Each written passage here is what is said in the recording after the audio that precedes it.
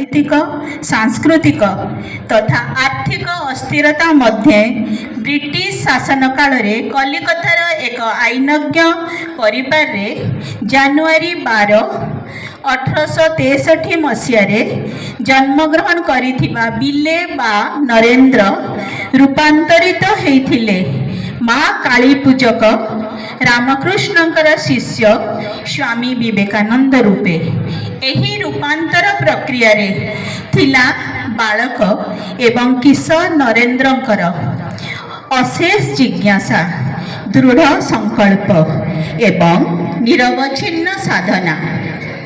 अलका नदीर अववाहिकार गत 6 दशंधि ऊर्ध जो महाविद्यालय मथा टेकी ससम्माने ठिया रही तार आत्मा हेउचंती स्वामी विवेकानंद।